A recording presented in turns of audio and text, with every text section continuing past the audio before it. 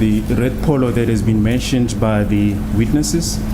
However, yesterday, the state efforts to secure the attendance of this witness drew a blank.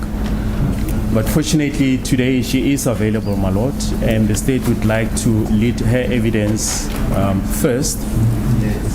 I've informed my learned friends that we intend to lead her evidence. She's going to introduce a new exhibit. It's the tracker report that we have marked Exhibit Triple P. Just beg leave to hand up the new Exhibit Triple P.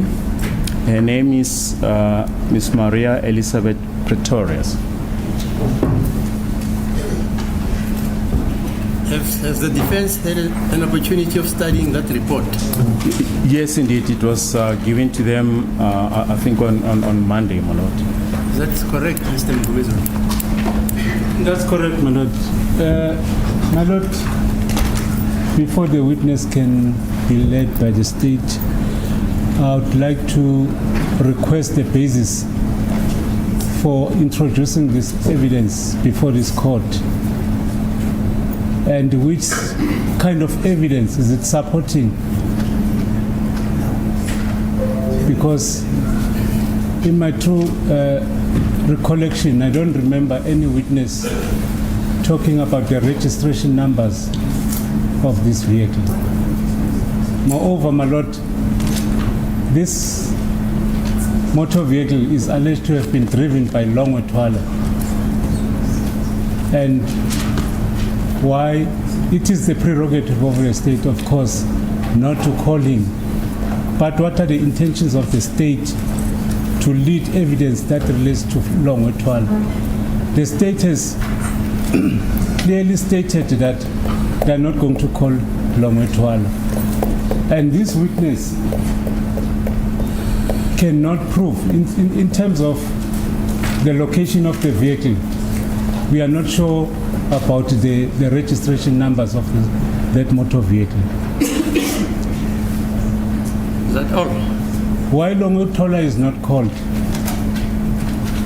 The state does not want to advance genuine reasons as to why they are not calling Longwe Twala, being the driver of that vehicle on that particular day. The basis for this objection is that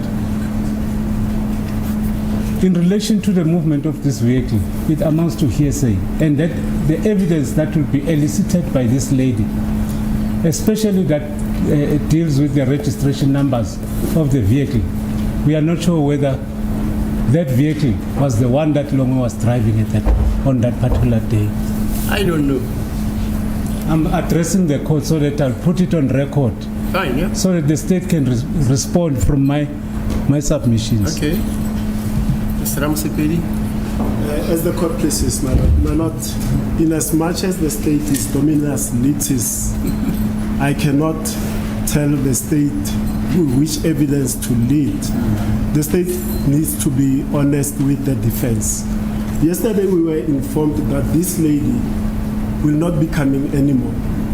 And then we are resuming with Colonel Gininda. We want to hear from Colonel Gininda whether he wants to testify during his writing of the exams or whether we stand down until he finalizes exams, then we come back. Now today, to our surprise, this lady is here again. I can honestly tell the court I've never consulted accused number 2 regarding this document for that reason, madam. As the court pleases. Mr. Mnishi?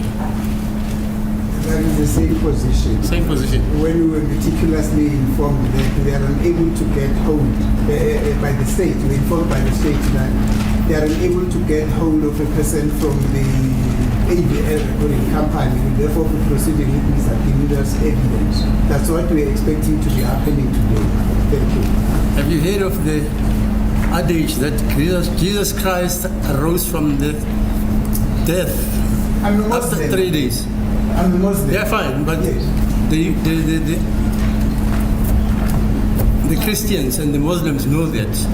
I'm saying the Muslims don't know that there's a gentleman called Jesus Christ.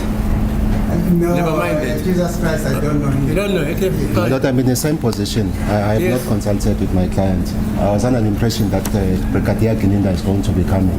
In fact, he gave us assurance yesterday that he was going to be here, so that we resume with his evidence. Ms. Mshololo? Same position, my lord. Same position.